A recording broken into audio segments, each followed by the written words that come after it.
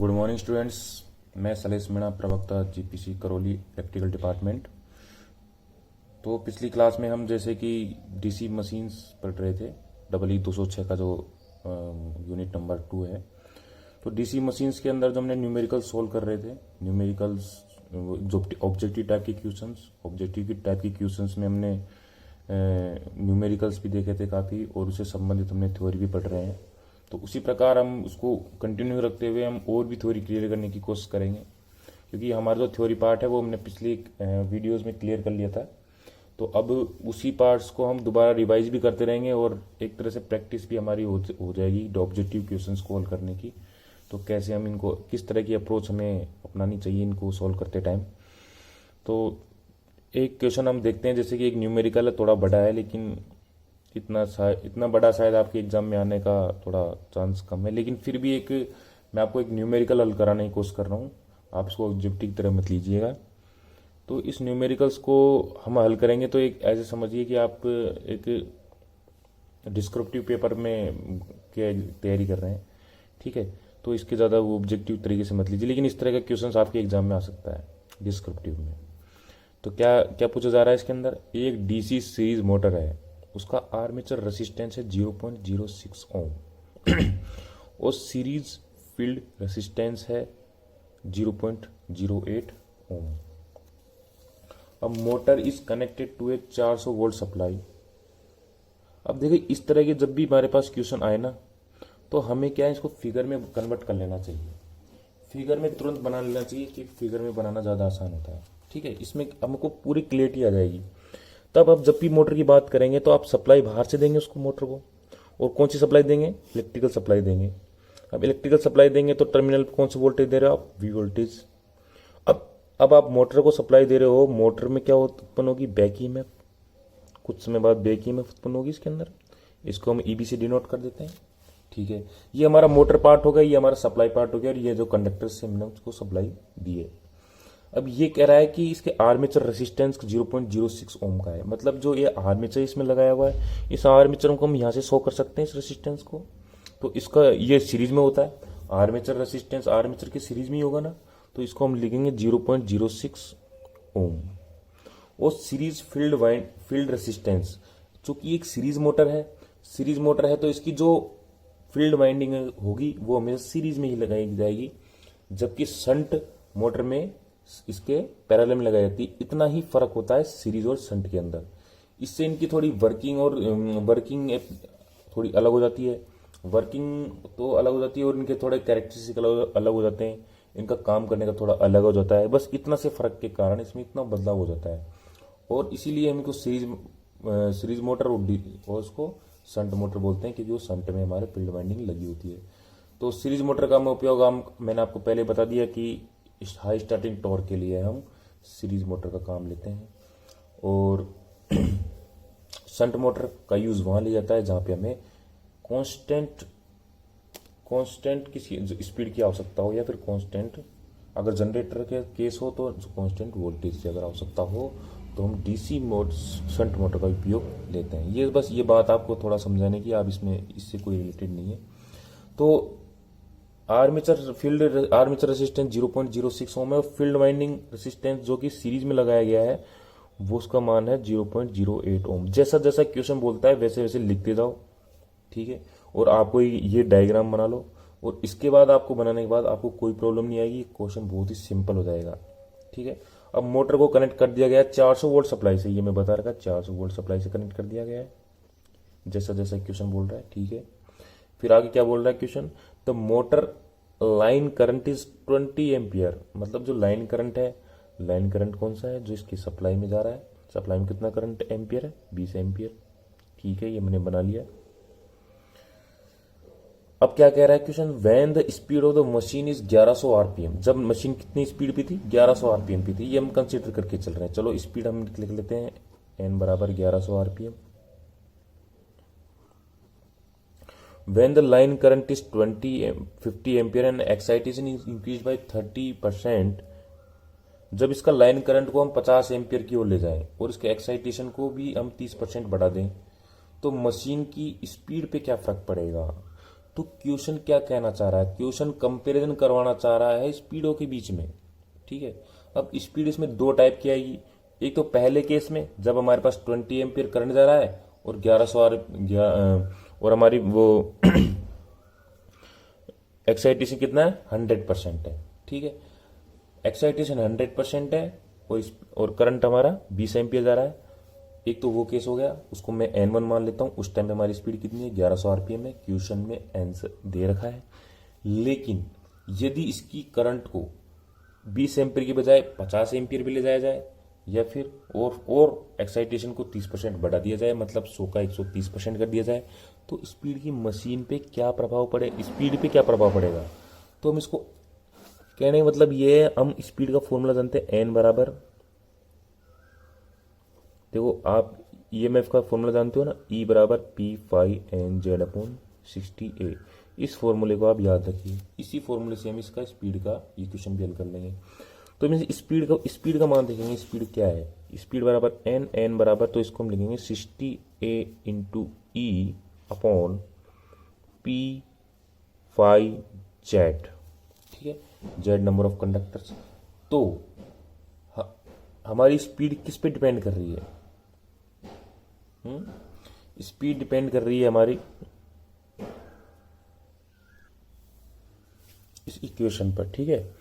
तब इस इक्वेशन के अंदर हम उस पार्ट्स को निकालेंगे जो कॉन्स्टेंट्स हैं, वेरिएबल्स नहीं है, ठीक है। तो वेरिएबल्स हमारे पास कौन कौन से हैं, एक तो एक्सटर्नल सप्लाई वोल्टेज ई और फ्लक्स जो हमने बढ़ा रहे हैं, ठीक है। तो N is directly proportional to E upon 5, ठीक है। ओके, इतना आप समझ गए। तो हम N1 और N2 के कंपेरिजन की बात करेंगे, तो N1 अपॉन N2 बराबर E1 अपॉन 5 और इंटू अब की बार जो N2 के लिए लिखेंगे E2 अपॉन E2 5, ठीक है। अब हमने फ्लक्स को कितना बढ़ा दिया, पहले फ्लक्स था हमारा 5, उसके बाद हमने फ्लक्स बढ़ाया वो 130% बढ़ा दिया, 30% बढ़ा दिया। इसका मतलब 5 का कितना, 5 का 1.3 ऑफ 5, ठीक है, इतना कर दिया। अब जो हमारा ई और E1 और E2 में जो हम कंपैरिजन करेंगे, वो देखेंगे एक्सटर्नल जो हमारा बैक ईएमएफ है। अगर मोटर का केस है तो बैक ईएमएफ की बात कर रहा है, ई किसकी बात कर रहा है, बैक ईएमएफ की। तो हम जो करंट को बढ़ाएंगे या घटाएंगे तो बैक ईएमएफ पर फर्क पड़ेगा कि नहीं पड़ेगा, पड़ेगा। तो वो जो फर्क है उसको फर्क को यहाँ पे लिखना है। तो E1 का मान क्या होगा, E1 जैसे हम फर्स्ट केस देखते हैं, तो E1 क्या होता है, देखिए E1 बराबर, तो E1 होगा हमारा V माइनस का IA into R A plus RSC, series resistance और आर्मेचर रेसिस्टेंस। तो टोटल रेसिस्टेंस कितना है हमारे पास, 6 × 12 14 1.4। और voltage supply 400 voltage supply minus current कितना है, पहले केस में 20 एम्पियर, IA1 20 एम्पियर है ना, पहले केस में हमारे पास करंट कितना दे रखा है, 20 एम्पियर। तो उसको माइनस RA कितना है, 0.14 ओम। अब इसको सोल्व कर लेंगे।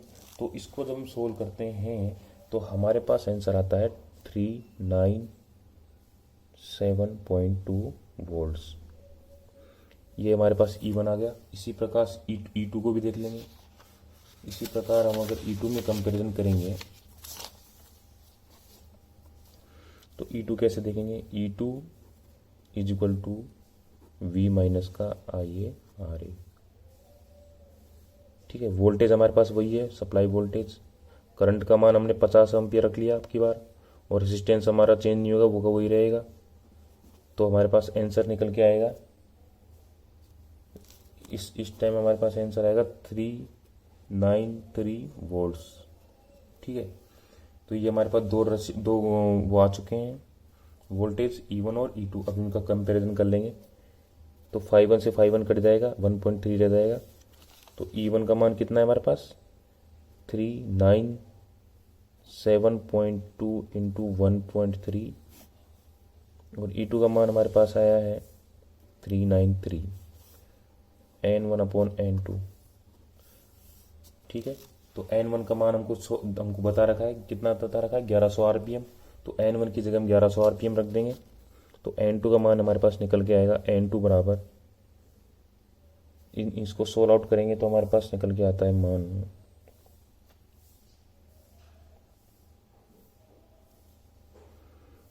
393 अपॉन 397.2 इंटू 1.3 और N2 का मान N1 का मान है हमारे पास 1100 आरपीएम। इसको सोल्व आउट करिए, इसको सोल्व आउट करेंगे कैलकुलेटर से तो मान निकल के आता है 837 आरपीएम। ठीक है, तो ये हमारे क्या होगा आंसर हो गया। ये कंपैरिजन वाले क्वेश्चन है। कंपैरिजन वाले क्वेश्चन में क्या किया जाता है, कोई भी फॉर्मूला हो तो फॉर्मूले में से कांस्टेंट हटा दीजिए, वेरिएबल्स के बीच में कंपैरिजन कर दीजिए अनुपात के रूप में। ठीक है, तो इस तरह के क्वेश्चन को इस तरह की अप्रोच हमें रखनी पड़ती है। ये थोड़ा सा बड़ा क्वेश्चन हो गया, शायद आपके डिस्क्रिप्टिव पेपर में ही आ सकता है, ऑब्जेक्टिव क्वेश्चन में नहीं आएगा। फिर भी हमने एक बार सॉल्व करके देख लिया है ताकि हमारी थोड़ी समझ बैठ जाए थोड़ी सी इसके बारे में। आपको समझ में नहीं आया हो तो एक बार वो मैं समझा देता हूँ। हमारी मोटर दे रखी है, एक मोटर दे रखी है, मोटर के अंदर सप्लाई 400 वोल्ट है, 400 वोल्ट में 20 एम्पियर करंट इसको सप्लाई में दे रखा है, सप्लाई में आ रहा है। और हमारे पास दो रेसिस्टेंस होते हैं, सीरीज की वाइंडिंग है, सीरीज वाइंडिंग है तो रेसिस्टेंस भी सीरीज में होगा। तो 0.0 ओम दे रखा है, 0.06 ओम क्या है आर्मेचर का रेसिस्टेंस है। इसकी बैक ईएमएफ है, बैक ईएमएफ का मान डिपेंड करता है इसमें करंट और रेसिस्टेंस पे और इसके सप्लाई वोल्टेज पे। अब ये बैक ईएमएफ E1 मतलब जो पहली कंडीशन, हमारे पास दो कंडीशन दे रखी है। पहली कंडीशन में हमारे करंट और फील्ड वाइंडिंग का मान कुछ अलग है और दूसरी कंडीशन में कुछ अलग है।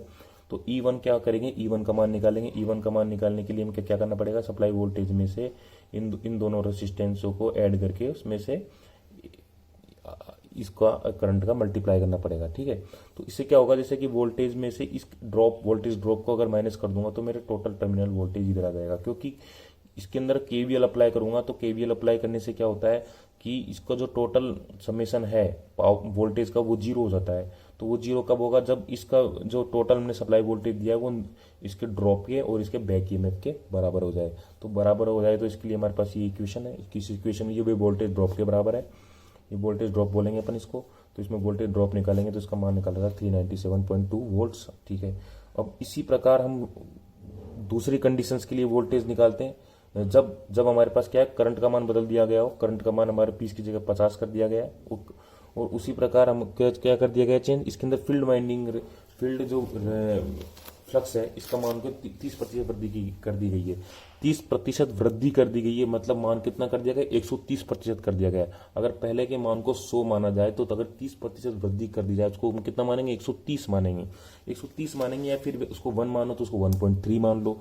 ठीक है, अब इन दोनों को 1.3 मान लो, 5 के बराबर कर देंगे तो 5 कट जाएगा और E1 और E2 के बीच क्या करेंगे अपन, कंपेरिजन करेंगे। तो कंपेरिजन केवल अब किसके बीच में रह गया, E1 और E2 के बीच में, और 1.3 हमारे पास एक्स्ट्रा इधर देर का, इसको भी हम कंसीडर करेंगे। अब इसी प्रकार E1 और E2 के बीच कंपैरिजन करेंगे तो N1 की वैल्यू हमें दे रखी है, कितनी देर की, 1100 आरपीएम में N1 की वैल्यू दे रखी है।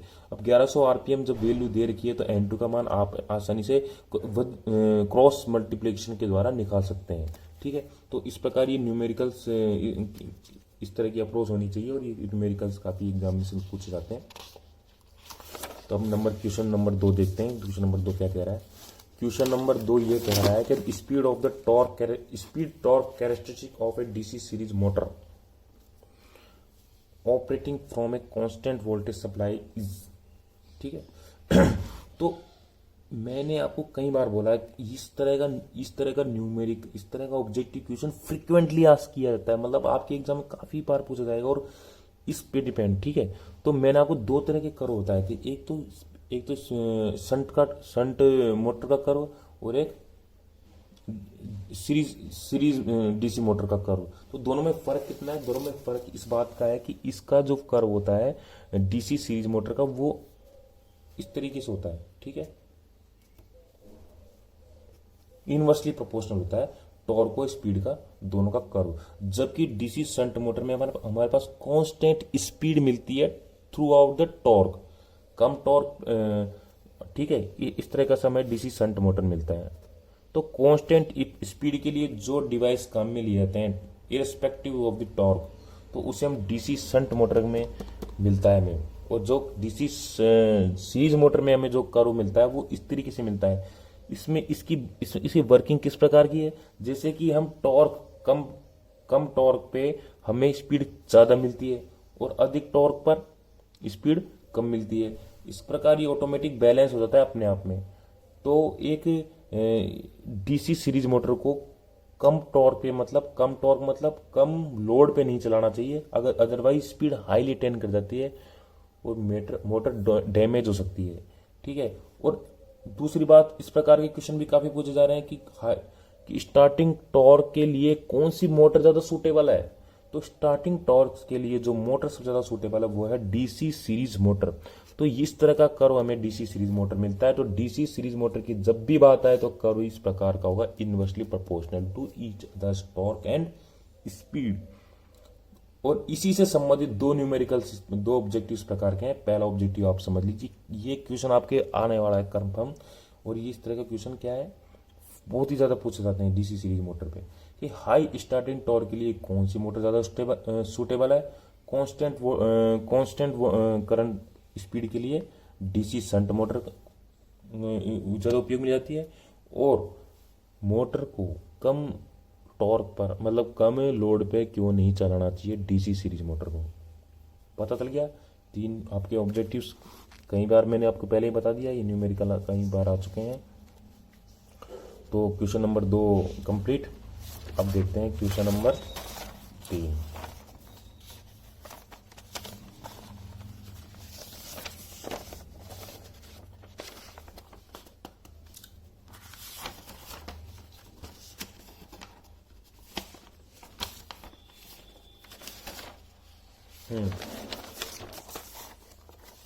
कम्यूटेटर इन ए डीसी मशीन्स एक्ट ऐसे। देखिए, कम्यूटेटर का जो मेन काम क्या होता है डीसी मोटर में, कोई भी जो हमारे पास रोटेटिंग मशीन है वो वर्क कर रही है एसी पर। ये मत समझिएगा डीसी मशीन है तो डीसी पे वर्क कर रही है, वो इंटरनली वर्क कर रही है एसी पर। ठीक है। जबकि हमने डीसी मोटर को सप्लाई बाहर से कौन सी दी है, डीसी। और जनरेटर से सप्लाई कौन सी ले रहे हैं, डीसी। ठीक है। तो डीसी हम सप्लाई दे रहे हैं, डीसी हम सप्लाई ले रहे हैं, लेकिन वर्क किस पे कर रही है, एसी पर। मतलब आपको डीसी को एसी में चेंज करने के लिए कुछ ऐसा अरेंजमेंट जरूरी है। ठीक है। ऐसे अरेंजमेंट को हम क्या बोलते हैं, इन्वर्टर और कन्वर्टर बोलते हैं। अगर आप डीसी को एसी में बदल रहे हो, ठीक है, तो आप उसको इन्वर्टर बोलोगे, और एसी को डीसी में बदल रहे हो तो उसको कन्वर्टर बोलोगे। तो इस प्रकार की जो इन्वर्टर और कन्वर्टर करने के लिए आपको अरेंजमेंट चाहिए। हमारे घरों में जो लाइट आती है, जो इन्वर्टर और कन्वर्टर होते हैं, वो इलेक्ट्रॉनिक्स पार्ट होते हैं। इलेक्ट्रॉनिक्स पार्ट स्टेबल पार्ट होता है, और उसमें एससीआर लगे होते हैं,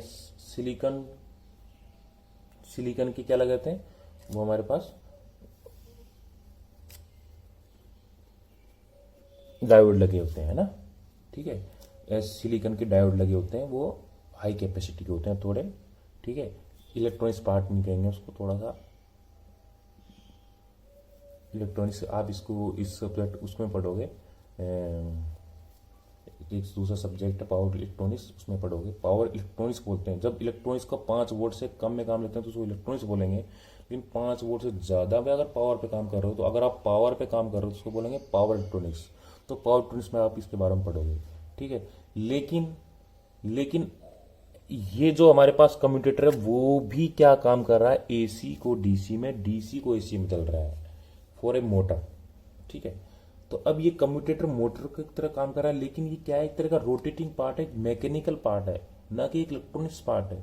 तो हम इसे क्या बोलेंगे, अब इसका क्या बोलेंगे, देखिए, जब मोटर जब एक मोटर की तरह वर्क कर रही है मशीन, मान लो ये एक मेरी मोटर है, ये किसकी तरह कर रही है, एक मोटर के रूप में वर्क कर रही है, डीसी मशीन है। तो मोटर के रूप में वर्क कर रही है, तो मैं इसको सप्लाई दे रहा हूँ डीसी, सप्लाई दूंगा डीसी, और ये लेगी कौन सा, एसी। तो डीसी को एसी में बदलने के लिए क्या चाहिए, इन्वर्टर। तो उस टाइम पे इन्वर्टर की तरह वर्क करेगी। और अगर इसको मैं जनरेटर के एक तरह काम लूँ, तो जनरेटर में ये क्या सब दिख क्या देगी मुझे सप्लाई में, डीसी, और खुद वर्क किस पे कर रही है, एसी पे। तो एसी को डीसी में बदलने के लिए क्या चाहिए, रेक्टिफायर।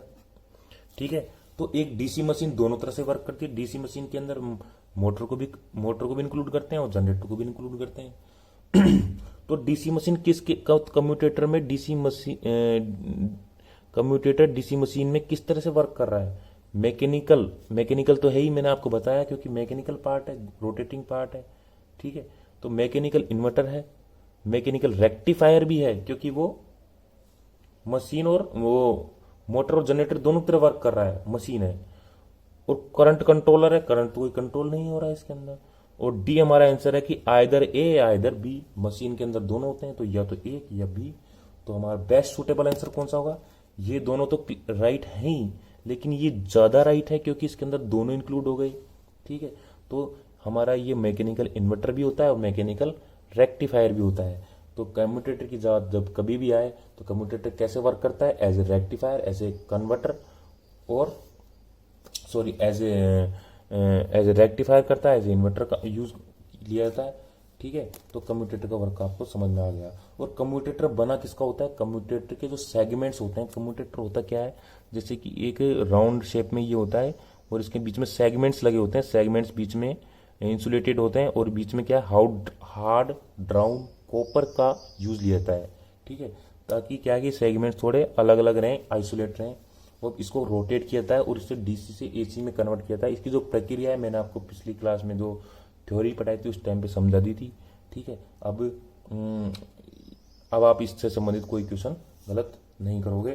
ठीक है, अब क्वेश्चन नंबर 4 क्या किसका बना होता है, इसको और रट लीजिए। एक कम्यूटेटर बना होता है हार्ड ड्राउन कॉपर का बना होता है। मैं एक बार लिख देता हूं, आप समझ लीजिए। हार्ड ड्राउन कॉपर का बना होता है। ठीक है, अब नंबर 4 क्वेश्चन क्या कह रहा है, नंबर 4 क्वेश्चन कह रहा है the purpose of the using dummy coil in the DC machine is to. जो मोटर होती है, मोटर रोटेटिंग पार्ट है, ये एक राउंड शेप में है। ठीक है, इसका आर्मेचर है, आर्मेचर क्या है, राउंड शेप में होता है। अब ये आर्मेचर चारों तरफ से इक्वली बैलेंस होता है, मतलब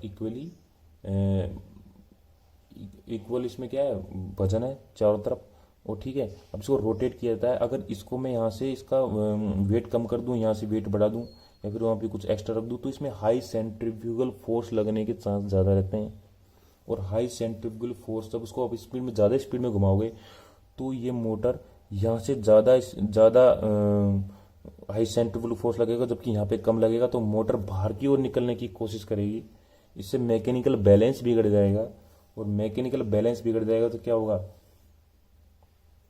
मोटर डैमेज हो सकती है, मोटर ज़्यादा आवाज़ करेगी, मोटर के अंदर अजीब प्रकार की आवाज़ आएगी, या फिर मतलब डैमेज हो जाएगी। ठीक है, ज़्यादा उस पर फोर्स लगेगा, स्ट्रेस ज़्यादा आएगा, मैकेनिकल स्ट्रेस ज़्यादा पैदा होगा उसके अंदर। तो उसको बचने के लिए क्या करेंगे, तो डमी, इसके लिए क्या करते हैं, डमी कोयल लगा देते हैं। जहाँ भी हमें बैलेंस बिगड़ रहा है तो वहाँ पे एक डमी कोयल लगाते हैं, जिसमें डमी का मतलब है इसमें कोई करंट फ्लो नहीं हो रहा है, एज ए मैकेनिकल बैलेंस करने के लिए एक एक्स्ट्रा ऐड कर दिया गया है। उसमें कोई करंट नहीं है, कोई कुछ भी नहीं है फ्लो, बस मैकेनिकली इसको बैलेंस करने के लिए लगाया गया है, वेट को बैलेंस करने के लिए, ताकि मोटर का बैलेंस ना बिगड़े। तो इसका आंसर सूटेबल कौन सा होगा, to bring the mechanical balance of the armature. और इसके अंदर एक आंसर ये भी दे रखा है, bring the mechanical balance of the body of the motor. तो मेरे को आप ये बताइए, ये बैलेंस किसका करना है अपन को, पूरी मोटर बॉडी का करना है या फिर आर्मेचर का करना है? हमको उसी का बैलेंस करना है जो रोटेटिंग पार्ट है, उसी को ही मैकेनिकल बैलेंस करना है। तो रोटेटिंग पार्ट क्या है मोटर में रोटेटिंग पार्ट केवल आर्मेचर ही है, कोई और पार्ट नहीं है, और पार्ट अपनी जगह पे स्टेबल है। तो हम कौन से आंसर को ज़्यादा सूटेबल मानेंगे, तो ये हमारा आंसर नंबर सी हो गया। इसमें क्या बोल रखा है, bring mechanical balance of the armature. तो डमी कोयल का क्या महत्व है डीसी मशीन के अंदर, तो आंसर सी होगा, to bring the mechanical balance of the armature. ठीक है, धन्यवाद। आज की क्लास यहीं ख़त्म करते हैं। बहुत बहुत धन्यवाद।